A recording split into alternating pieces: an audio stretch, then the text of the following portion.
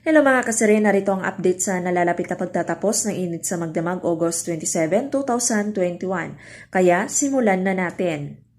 At eto na nga mga kasari, habang sa kalaliman ng gabi, inabot ng tauhan ni Peterson sa kanya ang gamot. Peterson, ibinigay ang gamot dito kay Ellie. Ellie, habang tinitingnan ang gamot, sinabi nito na Vicodin, regulated drug to bakit umiinom si Tupi nito? At sumagot naman ang tauhan nitong si Peterson at sinabi nga niya, sa nalaman ko yung kaibigang doktor niya ang nagre-reseta sa kanya para doon sa paulit-ulit na sakit ng braso niya. Attorney Ellie, nagtaka ito kaya sinabi niya na paulit-ulit? So, hindi nawala. Ibig sabihin, addicted na si Tupi dito. At pwede natin gamitin ito laban kay Salcedo. Dahil nasiyahan si Peterson sa ginawa ng kanyang tauhan, sinabi nito na, good job. Magagamit natin yang nahanap mo pero sa ngayon, kailangan na nating kumilos para tuluyan ng mawala sa buhay namin yang Tupi na yan. Kinabukasan Peterson pumunta ito sa bahay nila Rita. Rita, nagulat ito nang makita niya itong si Peterson kaya tinanong niya ito, anong ginagawa mo dito? Peterson sinagot itong si Rita at sinabi niya, hindi ba pwedeng bisitahin ang anak ko kahit hindi araw ko? And guys, halata sa mukha talaga ni Rita na galit ito kay Peterson. At parang palaban na rin ito. At sinabi nga niya kay Peterson, hindi. Sa'yo na rin ang galing na hindi mo araw ngayon. At eto na nga, magsisimula na namang maging praning itong si Peterson. Aling Celia, tinawag niya si Rita at sinabi, Rita anak, si Andrew wala sa kwarto. At wala sa nang biglang natigilan itong si Aling Celia magsalita dahil nakita nga niya itong si Peterson. Peterson halatang galit ito kaya tinanong niya itong si Rita, wala yung anak ko Rita?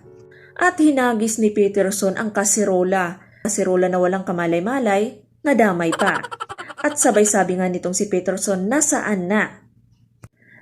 Rita matapang na sinagot si Peterson at sinabi nito na kasama ni Tupi.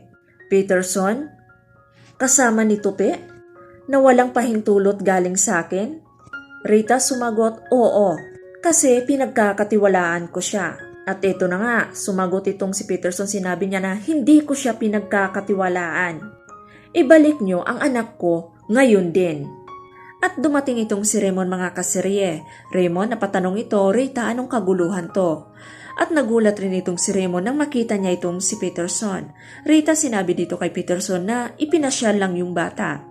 Peterson galit na galit pa rin. Sinabi niya dito kay Rita, pinasyal o tinakas? Anong tingin mo sa akin, tanga? At sumabog na nga sa galit itong si Rita kaya dinuro niya itong si Peterson sabay sabi, nakipaglaban ako sa iyo ng patas sa korte. Sa tingin mo, gagawin ko yung binibintang mo sa akin? And another banta na naman ni Peterson dito kay Rita. Peterson sinabi, pag hindi maibalik ang anak ko dito, mag-file ako ng kidnapping case dito kay Tupi. Raymond hindi na nga ito nakatiis kaya sinagot niya itong si Peterson. At sinabi nga ni Raymond, kidnapping agad Peterson? Wala pang 24 oras At nagsalita rin itong si Aling Celia. At ipinagtanggol itong si Tupi na siyang dahilan na mas lalong nanggagalaiti sa galit itong si Peterson. Aling Celia sinabi, maghunos dili ka. Hindi gagawan ni Tupi ng masama ang apo ko. Peterson pabastos na sinagot itong si Aling Celia. At sinabi nga niya, kumakampi ka na sa kanya? Inuuto ka na rin pala niya.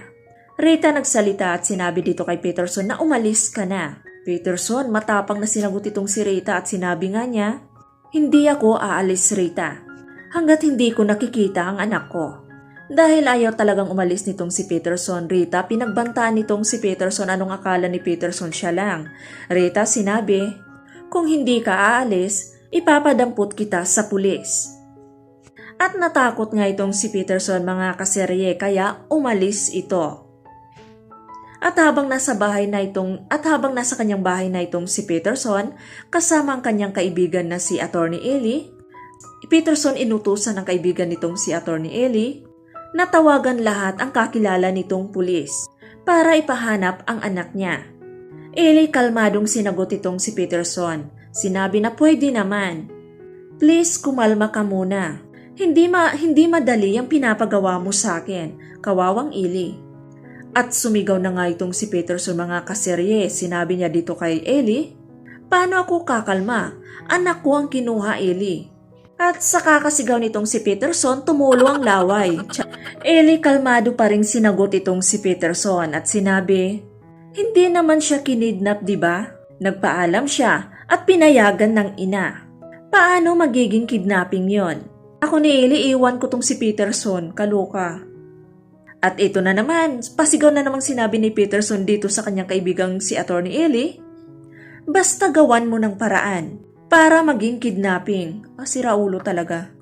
At sumagot naman itong si Attorney Eli na nakakaawa talaga. Sinabi, Peterson naman no, nilalagay mo ako sa langanin nito. Pakiusap, pwede bang maghintay tayo ng 24 oras? Kung hindi pa maibalik ang bata, tsaka na tayo kikilos. At sumigaw na naman ulit itong si Peterson mga kaserye, kulang na lang kakainin niya itong si Attorney Eli. Naintindihan mo ba yung sinasabi mo? 24 oras? Kung tinakas yung anak ko, paano hahabulin yon? Dapat hindi Peterson pangalan nito mga kaserye, kundi Mr. Sigaw. Puro sigaw na lang. At yan muna ang update natin mga kaserye. Abangan natin ang mga susunod na mga eksena sa nalalapit na pagtatapos nga nila 2 linggo na lang, matatapos na sila kaya painit ng painit ang mga eksenang aabangan natin.